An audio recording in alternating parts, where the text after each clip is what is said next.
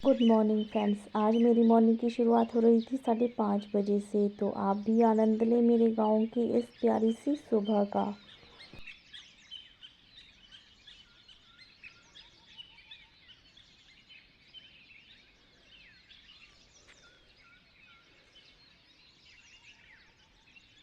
जब सुबह सुबह सूरज की पहली किरण खेतों पर पड़ती है, पक्षियों की मधुर आवाज़ और ठंडी ठंडी हवा जब चेहरे को छू कर जाती है, तब महसूस होता है कि असली खुशी शहरों की भीड़ में नहीं बल्कि गांव की मिट्टी में बसती है।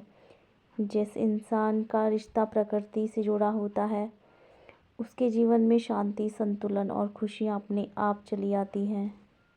किसान हर मौसम में, जैसे बारिश, धूप और सर्दियों में, कठिन परिश्रम करता है अपने खेतों में। तब जाकर धरती मुस्कुराती है और फसल खेतों में लहलहाती है, जिसे देखकर मन बहुत ज़्यादा प्रसन्न हो जाता है। हमारे गांव में लगातार 2 दिन से बहुत ज़्यादा बारिश हो रही थी। आज मौसम बहुत अच्छा था और धूप भी काफ़ी अच्छी खिली हुई थी। पहाड़ों पर तो धुंध कुछ इस तरह से छाई हुई थी। पहाड़ों को देखकर ऐसा लग रहा था जैसे स्वर्ग धरती पर उतर आया हो। देखने में ये धुंध बहुत ही ज़्यादा सुंदर लग रही थी। सामने नेशनल हेरिटेज पार्क और अश्विनी नदी भी दिखाई दे रही थी। मैं अपने घर से बैक साइड में आई हुई थी, तो यह सारा शूट कर रही थी मैं अपने कैमरे में। 2 दिनों से बारिश होने के कारण नदी में भी पानी काफ़ी ज़्यादा बढ़ गया था। लोगों के खेतों तक पानी जा चुका था और नदी ने भी कई रास्ते बना रखे हैं। मौसम आज काफ़ी अच्छा था, तो मैंने सुबह ही अपनी गाय के लिए आज घास काट लिया था। घास काट कर मैंने गौशाला में भी रख दिया था। आज मैंने ये काम सुबह ही कर लिया था। 2 दिनों से इतनी ज़्यादा बारिश हो रही थी कि घास भी नहीं काटा जा रहा था। उसके बाद मैं चली गई थी अपने फूलों की टनल में। मुझे करनी थी फूलों की निंदाई। ये वाली घास इन फूलों में बहुत ज़्यादा होती है। लगभग 12 महीने ही ये घास इन फूलों में रहती है और हम इसी तरह इसे निकालते हैं। आजकल बरसात के मौसम में हम फूलों की सिंचाई भी नहीं करते हैं ज़्यादा। फूलों की सिंचाई ज़्यादा करने से ये फूल कुछ गलने से लग जाते हैं, कुछ सड़ने से लग जाते हैं, क्योंकि इनमें मॉइस्चर बहुत ज़्यादा होता है और सिंचाई करने से ये बहुत ज़्यादा गल जाते हैं और सड़ जाती हैं इनकी जड़ें। तो इसलिए हम इन्हें नहीं सींचते हैं, बहुत कम सिंचाई करते हैं। ये वो वाली टनल है जिसमें मैं अभी निदाई कर रही थी। 3 शेड ऊपर भी बने हुए हैं। मौसम आज बहुत अच्छा हुआ था, धूप भी लगी थी। गांव में एक अलग ही शांति महसूस होती है। यहाँ पर पक्षियों की आवाज़ के अलावा और कोई आवाज़ सुनाई ही नहीं देती है। मुझे बहुत ज़्यादा गर्मी लग रही थी। टाइम 12:30 बजे का हो चुका था। मैं घर चली गई। मैंने ठंडे पानी से अपना मुँह धोया और मैं थोड़ी फ्रेश हो गई थी। आंगन में ये फूल खिले हुए हैं जो कि देखने में बहुत ही ज़्यादा सुंदर हैं। मुझे नहीं पता इन फूलों का क्या नाम है। अगर आपको इन फूलों का नाम पता है तो मुझे कमेंट में ज़रूर बताएं। आज बाहर धूप इतनी ज़्यादा खिली हुई थी कि जो पेड़ और पौधे हैं उनके पत्ते भी इतनी ज़्यादा शाइन कर रहे थे कि बहुत ज़्यादा चमक रहे थे। आजकल कपड़ों को सुखाना बहुत ज़्यादा मुश्किल होता है क्योंकि बारिश बहुत ज़्यादा हुई थी। तो आज इतनी ज़्यादा अच्छी धूप खिली थी कि सारे कपड़े, सारे मैट, सब कुछ बहुत अच्छे से सूख गया था।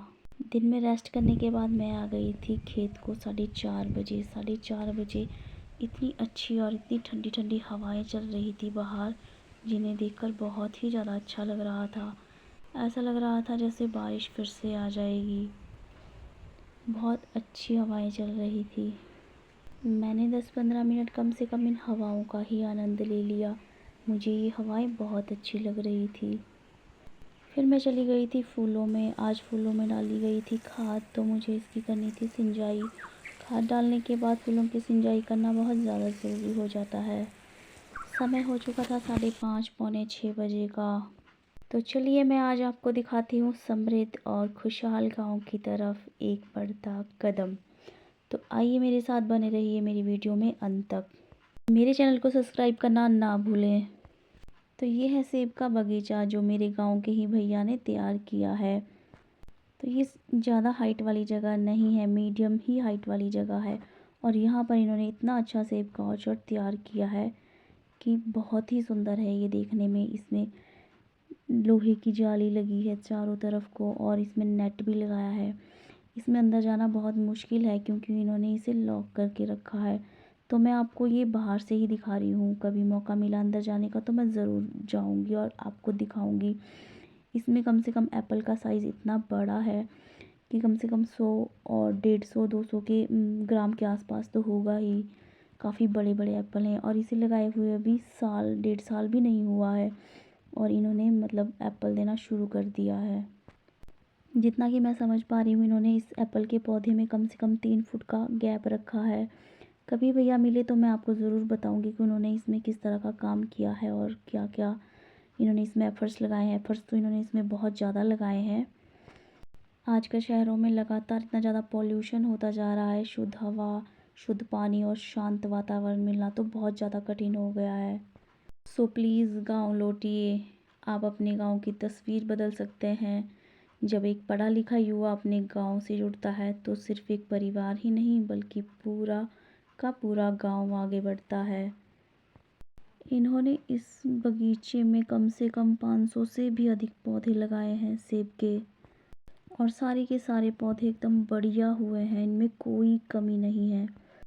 जब भी इस गांव से कोई भी गुजरता है तो कम से कम इस बगीचे को देखे बिना तो रह ही नहीं सकता। उन्होंने इस बगीचे में इतना अच्छा काम किया है। बगीचे के चारों तरफ जाली लगी हुई है नेट वाली। इसमें कोई भी पक्षी, कोई एक पंछी अंदर नहीं जा सकता, फलों को नुकसान भी नहीं कर सकता। कोई भी काम स्टार्टिंग में आसान तो नहीं होता लेकिन नामुमकिन भी नहीं होता। अगर हम कोशिश करें तो हम सब कर सकते हैं और अपने गांव में ही कर सकते हैं।